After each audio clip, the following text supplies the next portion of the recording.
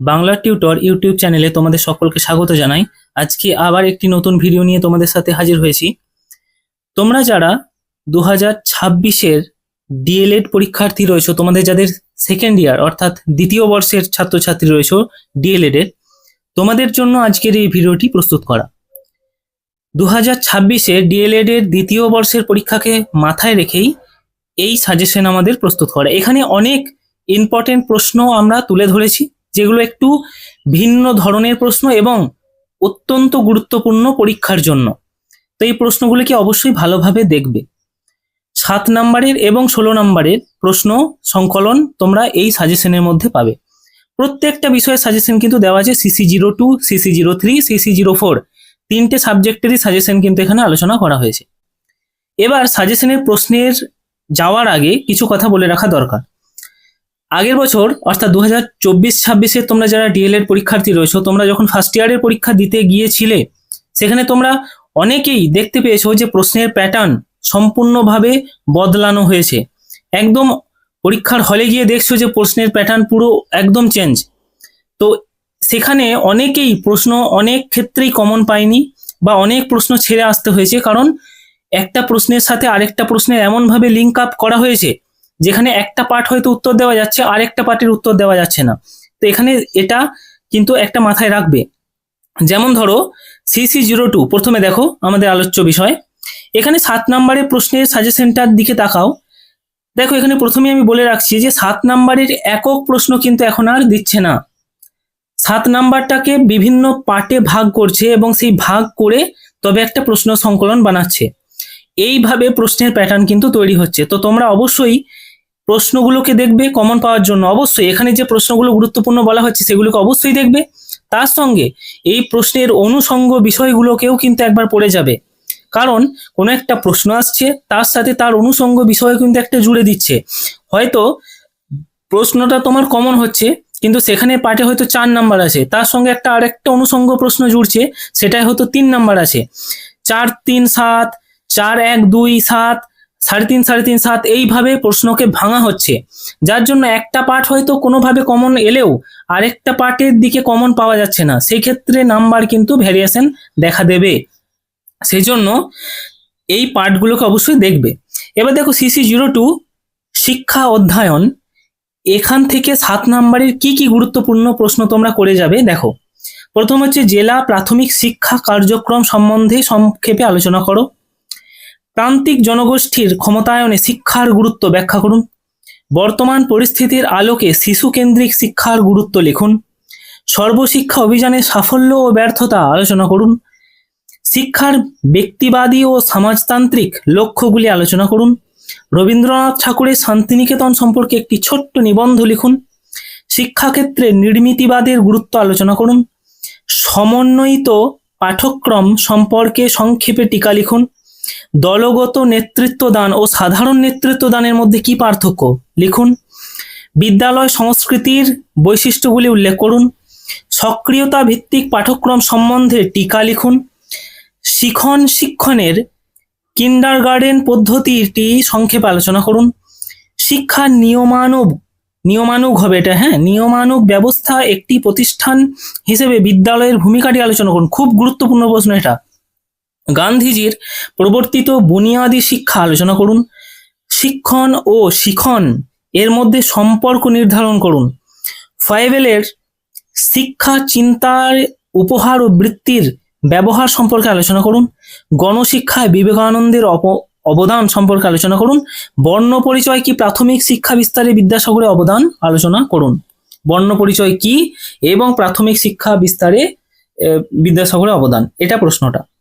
তারপরে দেখো এই CC02 অর্থাৎ শিক্ষা অধ্যয়ন, এই চ্যাপ্টার থেকেই 16 নম্বরের কি কি প্রশ্ন, এই মানে বিষয়টা থেকে 16 নম্বরের কি কি প্রশ্ন ইম্পর্টেন্ট ধরা হয়েছে। দেখো 16 নম্বরের প্রশ্নে যাওয়ার আগে আবার সেই একই কথা বলি যে 16 নম্বরের প্রশ্নকে কিন্তু একটা একক প্রশ্ন হিসেবে কিন্তু দেওয়া হচ্ছে না, 2 বা 3টে পার্টে ভাগ করা হচ্ছে প্রশ্নটাকে। 10 + 6 16, 4, 10, 2, 16, 12, 4, 16, এইভাবে ভেঙে ভেঙে প্রশ্ন দেওয়া হচ্ছে। তাই একটা প্রশ্ন যখন পড়বেন অবশ্যই তার অনুষঙ্গ বিষয়গুলোকে অবশ্যই পড়ে যাবে, তবে গিয়েই কিন্তু এর যুক্তিকতা হবে। দেখো 16 নম্বরে শিশু 02 থেকে কি কি গুরুত্বপূর্ণ প্রশ্ন 2026-এর জন্য ধরা হচ্ছে দেখো। রাজনীতি ও শিক্ষার সম্পর্ক বিস্তারিত আলোচনা করুন। পাঠ্যক্রমে বিভিন্ন নিয়ন্ত্রক সমূহ সম্পর্কে বিস্তারিত আলোচনা করুন। শিক্ষাক্ষেত্রে বিদ্যাসাগরের অবদান সংক্ষেপে আলোচনা করুন ও নিজের বিশ্লেষণাত্মক মতবাদ ব্যক্ত করুন। এখানে দেখো প্রশ্নকে কিন্তু ভালোভাবে পড়তে হবে, না হলে প্রশ্নের উত্তর দেওয়া অনেক ক্ষেত্রেই ভুল হয়ে যেতে পারে। তারপর দেখো মহাত্মা গান্ধীর বেসিক এডুকেশন ধারণাটি একটি বিশ্লেষণাত্মক মূলক আলোচনা করুন। শিশু শিক্ষায় মন্তেশ্বরী পদ্ধতি আলোচনা করুন। বিদ্যালয় ভিত্তিক 5টি শিক্ষামূলক কার্যাবলী উল্লেখ করুন। বিদ্যালয় সাংস্কৃতিক বিকাশে ওই কার্যাবলীগুলির ভূমিকা কি তা উল্লেখ করুন। পাঠ পরিকল্পনা বলতে কি বোঝায়? পাঠ পরিকল্পনা যে কোনো 4টি বৈশিষ্ট্য উল্লেখ করুন। পাঠ্যসূচির অন্তর্গত যে কোনো একটি বিষয় থেকে 5ম শ্রেণীর একটি পাঠ পরিকল্পনা প্রস্তুত করুন। সর্বশিক্ষা অভিযানের ফলে বিদ্যালয়গুলিতে শিক্ষার কি কি পরিবর্তন ঘটেছে আলোচনা করুন। এখানে দেখো এই পাঠ পরিকল্পনা একটা অবশ্যই দেখে যাবে তোমরা। এই পাঠ পরিকল্পনা কিন্তু একটা 16 নম্বরের অপশন হিসেবে থাকবে, তাই এই পাঠ পরিকল্পনাটি অবশ্যই দেখে যাবে। সেটা অবশ্যই 5 মানে 5ম শ্রেণী, ষষ্ঠ, এই শ্রেণীগুলো তোমরা দেখে যাবে। 4র্থ থেকে ষষ্ঠ 7ম শ্রেণী পর্যন্ত দেখে যাবে, ঠিক আছে? কারণ 1, 2, 3, 4, 3 এসবের খুব একটা দেয় না, হয় 4র্থ কিংবা 5ম, ষষ্ঠ এইভাবেই দেবে, ঠিক আছে? তারপরে দেখো সমকালীন শিক্ষা বা CC03, এখান থেকে কি কি প্রশ্ন 7 নম্বরে ধরা হয়েছে দেখো। একটা হচ্ছে প্রথা মুক্ত শিক্ষার মূল বৈশিষ্ট্যগুলি আলোচনা করুন। ভারতে তপশিলি উপজাতি সম্প্রদায়ের শিক্ষা সুযোগগুলি সম্পর্কে আলোচনা করুন। সরকার পোষিত স্কুলে বিশেষভাবে সক্ষম শিক্ষার্থীদের অন্তর্ভুক্তির নীতিগুলি লিখুন। শিক্ষার অধিকার আইন 2009 অনুযায়ী বিদ্যালয়ের দায় দায়িত্ব সম্পর্কে আলোচনা করুন।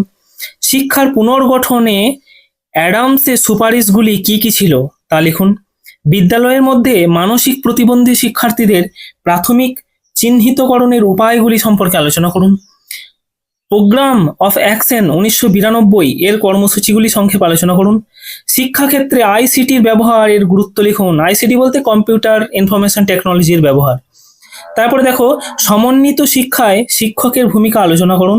শিক্ষা প্রতিষ্ঠানে কিভাবে অন্তর্ভুক্তিমূলক শিক্ষা কার্যকরী করা যায় তা সংক্ষেপে আলোচনা করুন। বিদ্যালয়ের মধ্যে মানসিক প্রতিবন্ধী শিক্ষার্থীদের প্রাথমিক চিহ্নিতকরণের উপায় সম্পর্কে লিখুন। অস্থি বিকলাঙ্গ কারা, এদের শিক্ষা সমস্যাগুলি ব্যাখ্যা করুন। শিক্ষাক্ষেত্রে লিঙ্গ সাম্যের বিষয়ে NCF 2005 এর বক্তব্যগুলি লিখুন। খুব গুরুত্বপূর্ণ প্রশ্ন। ভারতীয় সংবিধানে ধর্মীয় সংখ্যালঘুদের শিক্ষাক্ষেত্রে যে সমস্ত অধিকার দেওয়া হয়েছে তা সংক্ষেপে আলোচনা করুন। শিক্ষাকে যৌথ তালিকায় অন্তর্ভুক্ত করার 4টি কারণ উল্লেখ করুন। এটা দেখে যাবে, যৌথ তালিকা অবশ্যই দেখে যাবে এই প্রশ্নগুলো।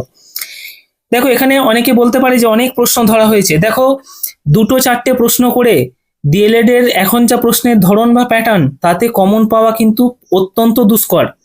তাই আমি সকলকে এটা একটা মানে ওয়ার্নিং দেব যে ওই 2-4টে প্রশ্ন করে কিন্তু পরীক্ষায় যেও না, প্রশ্নের কিন্তু কমন থাকবে না। দেখবে অনেক প্রশ্নই আর আসছে না, কারণ নতুন ধরনের প্রশ্ন দেখবে তৈরি করা হচ্ছে, একদম নতুন ধরন, নতুন আঙ্গিক, যে যেখান থেকে আগে প্রশ্ন হয়নি সেই সমস্ত অঞ্চলগুলোকে খুঁজে খুঁজে বের করে সেখান থেকে প্রশ্ন হচ্ছে। তাই অবশ্যই গুরুত্ব সহকারে একটু বেশি করেই প্রশ্ন করে যাবে। তারপর দেখো CC03, এখান থেকে 16 নম্বরের কি কি প্রশ্ন গুরুত্বপূর্ণ দেখে যাও। স্বাধীন ভারতে নারী ও পুরুষের শিক্ষা সমতা আনার জন্য যে সকল উদ্যোগ নেওয়া হয়েছে তা সবিস্তারে আলোচনা করো। বিদ্যালয় শিক্ষার্থীদের 21 শতকের কাঙ্ক্ষিত দক্ষতাগুলি উল্লেখ করুন। শিক্ষাক্ষেত্রে আইসিটির ব্যবহারের সম্ভাবনাগুলি চিহ্নিত করুন বা আলোচনা করুন। শিক্ষা প্রশিক্ষণ বিষয়ে কোঠারি কমিশনের প্রস্তাবগুলি আলোচনা করুন। ভারতীয় শিক্ষায় উডের ড্যাসপ্যাচের প্রভাব সম্পর্কে আলোচনা করুন। বিশেষ শিক্ষা, সমন্বিত শিক্ষা, অন্তর্ভুক্তিমূলক শিক্ষা সম্পর্কে তুলনামূলক আলোচনা করুন। এবং রিহ্যাবিলিটেশন কাউন্সিল অফ ইন্ডিয়ার 5টি বৈশিষ্ট্য ও 5টি কাজ আলোচনা করুন। প্রথম প্রজন্মের শিক্ষার্থী কাদের বলা হয়? বিদ্যালয়ে তাদের অসুবিধাগুলি লাঘব করার 3টি প্রচেষ্টা সম্পর্কে আলোচনা করুন। তারপরে দেখো পাঠ্যক্রমে শিক্ষণ বিজ্ঞান বা যেটা CC04, এখান থেকে 7 নম্বরের কি কি প্রশ্ন ধরা হয়েছে দেখো। শিখন অক্ষমতাযুক্ত শিক্ষার্থীদের পাঠদানের জন্য কিছু সাধারণ কৌশল আলোচনা করুন। প্রকল্প পদ্ধতির উপর একটি বিস্তারিত টিকা প্রস্তুত করুন। সমস্যা সমাধানমূলক শিক্ষণ প্রক্রিয়ার ক্ষেত্রে বৌদ্ধিক দৃষ্টিভঙ্গি তত্ত্ব আলোচনা করুন। প্রাথমিক স্তর থেকে একটি সাধারণ নির্বাচন করুন, একটি ধারণা নির্বাচন করুন এবং এই ধারণাটিকে সমন্বয়িত শিক্ষণের দৃষ্টিভঙ্গিতে বিশ্লেষণ করুন। এই ধরনের প্রশ্ন কিন্তু খুব গুরুত্বপূর্ণ, দেখবে অবশ্যই। পাঠ্যক্রম ব্যাপী পেডাগজির সম্পাদনী কলাগুলি সমন্বয়ের গুরুত্ব সম্পর্কে লিখুন। পাঠ্যক্রমে শিক্ষণ বিজ্ঞানের উদ্দেশ্য সমূহ কি তা লিখুন। শিক্ষার্থীদের জন্য বাধা মুক্ত এবং আনন্দপূর্ণ শিক্ষণ পরিবেশ রচনার উপায় সমূহ আলোচনা করুন। শিশু কেন্দ্রিক শিক্ষার 4টি বৈশিষ্ট্য লিখুন। পাঠ্যক্রম ব্যাপী পেডাগজি নির্দেশনামা দানের উদ্দেশ্যগুলি গুরুত্বপূর্ণ কেন? সঙ্গী শিক্ষণে কিভাবে দলগত শিক্ষণকে ব্যবহার করবেন তা উদাহরণ সহযোগে আলোচনা করুন। অনুসন্ধান ভিত্তিক শিক্ষণ সম্বন্ধে সংক্ষেপে আলোচনা করুন। একজন শিক্ষক হিসেবে আপনি শিক্ষার্থীদের মধ্যে বৈচিত্র্যের মধ্যে ঐক্যের বিকাশ কিভাবে ঘটাবেন তা আলোচনা করুন। পারফর্মিং আর্ট বলতে কি বোঝেন, এর বিভিন্ন শ্রেণীগুলি বিবৃত করুন। প্রাথমিক শিক্ষা স্তরের শিক্ষায় এর গুরুত্বগুলো কি তা আলোচনা করুন। CC04 থেকে 16 নম্বরের প্রশ্ন দেখো। বিভিন্ন প্রকার শিখন অক্ষমতার বৈশিষ্ট্যগুলির ধারণা বিশ্লেষণ করুন। এগুলির মোকাবিলায় শিক্ষক মহাশয় কোন কোন উপায় অবলম্বন করতে পারেন তা আলোচনা করুন। প্রাথমিক স্তরে যে কোনো শ্রেণীর যে কোনো একটি বিষয়ের যে কোনো একটি একক নির্বাচন করে তার বিষয়বস্তু বিশ্লেষণ করুন। এই ধরনের প্রশ্ন কিন্তু একটা অবশ্যই থাকবে। প্রাথমিক বিদ্যালয়ের পাঠ্যক্রমে যে কোনো একটি ধারণার উপর একটি নির্ণায়ক অভিক্ষা প্রস্তুত করুন, যাতে 10টি প্রশ্ন থাকবে, কয়েকটি নিরাময়মূলক কৌশল এবং প্রস্তাব দিন। এই ধরনের প্রশ্নও কিন্তু অবশ্যই থাকবে, দেখবে। পশ্চিমবঙ্গ প্রাথমিক স্তরের বর্তমানে ব্যবহৃত রীতি সম্পর্কে আলোচনা করুন। পাঠ্যক্রম ব্যাপী পেডাগজির সার্থক ব্যবহার সম্পর্কে আপনার মতামত দিন। পাঠ্যক্রমের 5টি মূল্যবোধের উল্লেখ করুন।